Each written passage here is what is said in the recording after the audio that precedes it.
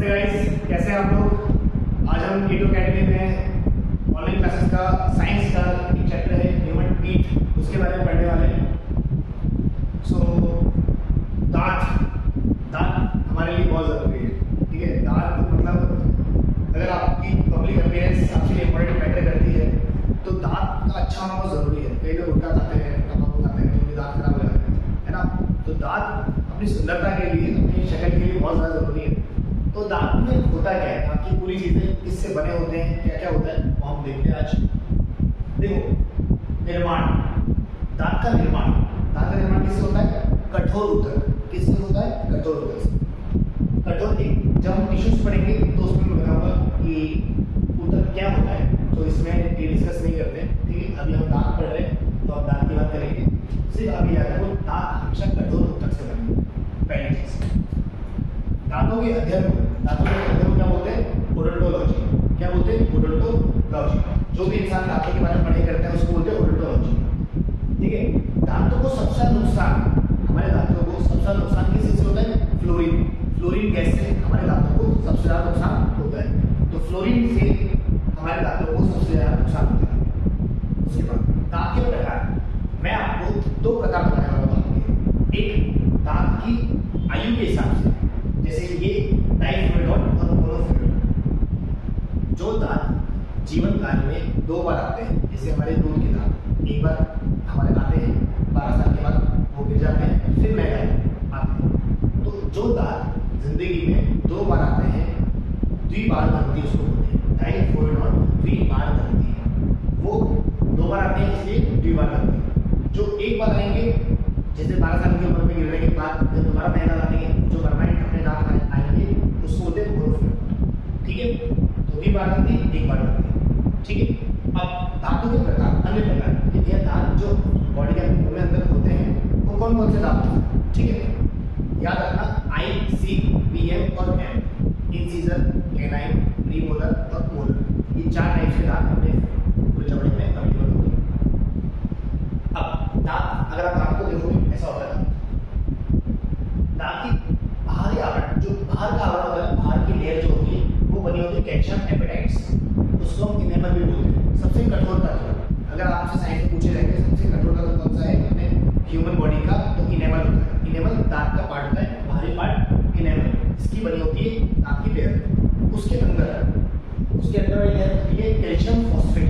तो दांत की दो लेयर होती है, बाहरी भाग को बोलते हैं कैल्शियम एपेटाइट और आंतरिक भाग कैल्शियम फॉस्फेट का बना होता है, ठीक है। कैल्शियम एपेटाइट होती है इनेमल, सबसे कठोर तत्व। और सबसे मजबूत तत्व की बात करेंगे तो जबड़ा, वो जबड़ा मजबूत होता है, ठीक है। कठोर तत्व की बात हो रही है तो हमेशा इनेमल वर्ड यूज होगा, इनेमल, कैल्शियम एपेटाइट। अब दांत के प्रकार हम देख लीजिए, आई, सी, पी, एम और एम।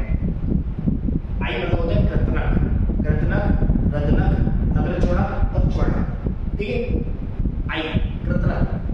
आप स्माइल करते हैं ना, तो जो दांत सबसे ज्यादा दिखते हैं फ्रंट में, जो दांत दिख रहे हैं अपने 4 दांत, वो होते हैं कृतनक, ठीक है। ये 4, 1 2 3 4, ठीक है। ये बोलते हैं इंसीजर, ठीक है। मैंने इसके 2 पार्ट कर दिए थे फॉर्मूले के लिए। अब 4 ऊपर जबड़े पे, 4 नीचे जबड़े पे, तो कितने हो गए? टोटल 8 हो गए, ठीक है। कैनाइन, ये जो दांत जो अपने शार्प टीथ होते हैं ना, शार्प काटने के लिए, किसी को है ना, शेर में होते हैं, देखना आप शेर में होते हैं जो दांत, वो दांत होते हैं कैनाइन, किसी को फाड़ने के लिए।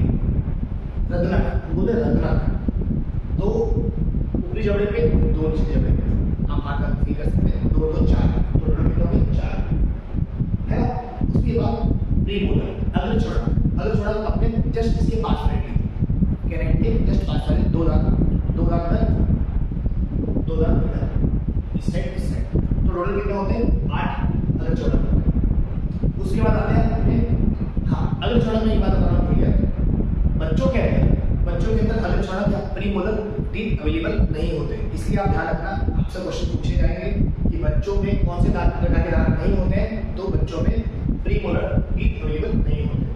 उसके बाद मोलर, ये 1 2 3 इधर, 3 इधर, 6 नीचे 6 ऊपर, ऐसे करके 12 अपने चौड़ा मोलर टीथ होते हैं। और तीसरा वाला जो है थर्ड मोलर, बच्चों में ये नहीं होता है, ध्यान रखना, बच्चों में प्री मोलर नहीं होता है और थर्ड मोलर नहीं होता।